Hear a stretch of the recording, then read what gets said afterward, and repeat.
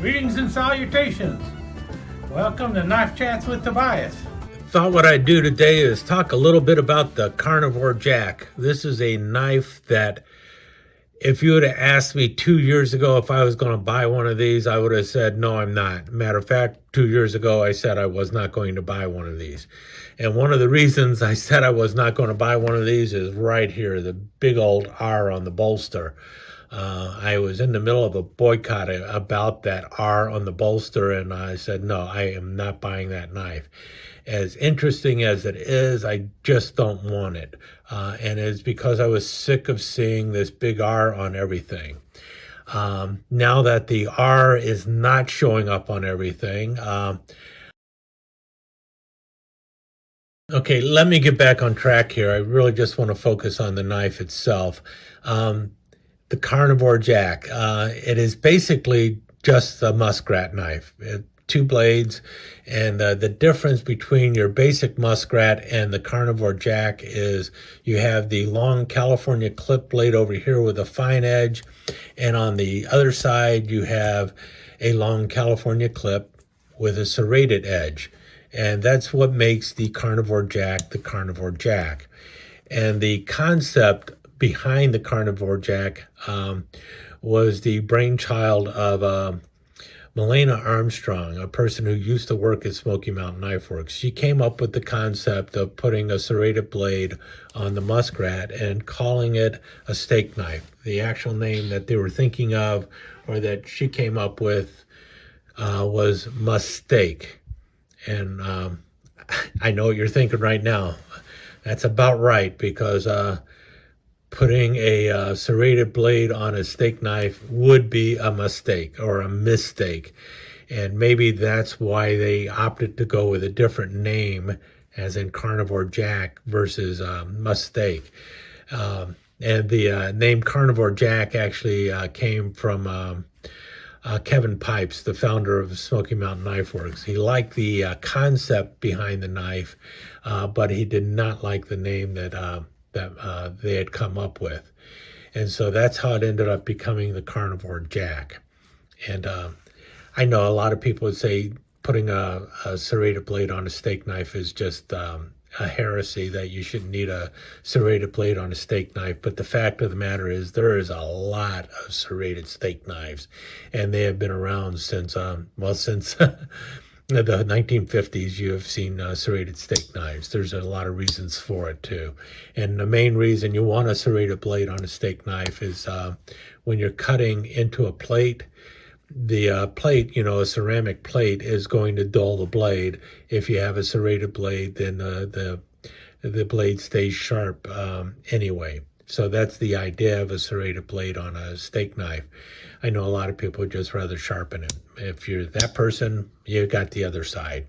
The idea also of having a serrated blade and a fine edge is you can have two different types of cutting surfaces that you can use at the same time. Just flip it around. And so that's the idea behind these. And I got to tell you, I got two of them here. And as you can tell, the build quality on both of these is actually quite good.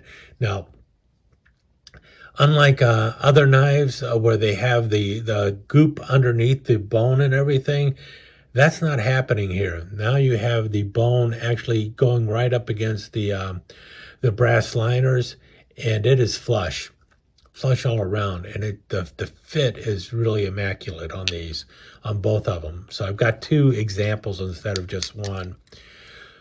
Blade centering is not bad either on either of these knives. So the blade centering is decent enough too.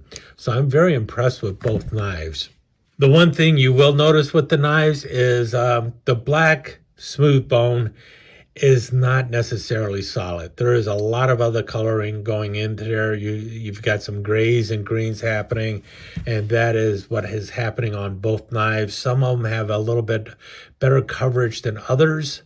The front side on both of these is much better than the back side if you're looking for something that is solid black. But on this one, as you can see, there's also quite a bit of green going on here.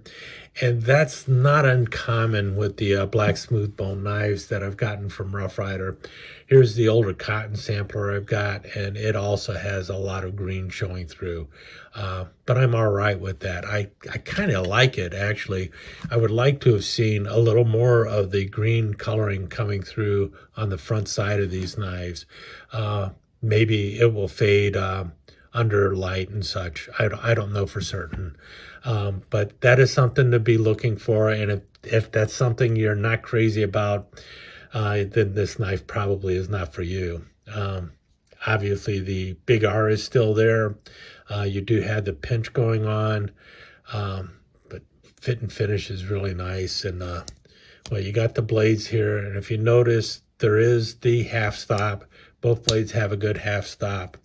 And that is with both examples.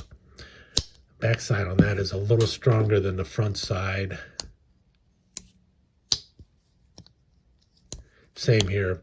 And it's ever so slight that the serrated blade has a little bit stronger of a pull than the front blade, the fine edge blade. But really, it's barely noticeable that one blade is a little stronger than the other. You'll also notice it does have the swedge, that swedge that Rough Ryder decided every knife needs to have. I really wish they would have left the swedge out on this. The one plus side on it is the swedge ends before it would interfere with the nail nick on the blade. So that's a plus. It ends up right there, and then swedge is gone. You got the nail nick right afterwards, and that is the way it is on both blades. The other thing you'll notice is the way the serrations end here. About the first quarter inch of the blade here on the serrated blade is still a fine edge. So the serrations end before it would actually weaken the tip of the knife. I have seen serrated blades that go way too far into the tip, and it just really makes it so that the very tip of the knife is more susceptible to breaking. So you still have a relatively strong tip on the knife. So all in all, I'm pretty pleased with it. I think it was well thought out, well designed. The name, well, Carnivore Jack, we'll talk about that in the future, because it's a type of opposite end jack. I've got a couple other knives that Rough Ryder has called Jack that I also want to kind of throw in with this. Plus, I also want to compare this Muskrat with a couple other Rough Ryder Muskrats, including another Muskrat by Rough Ryder that doesn't have the usual blades and is one that you just don't see too often. And we'll take it and we'll look at those in an upcoming video. But for right now, I'm just going to call it a day here, and we'll shoot over to the slides and the specifications. Talk to you again soon.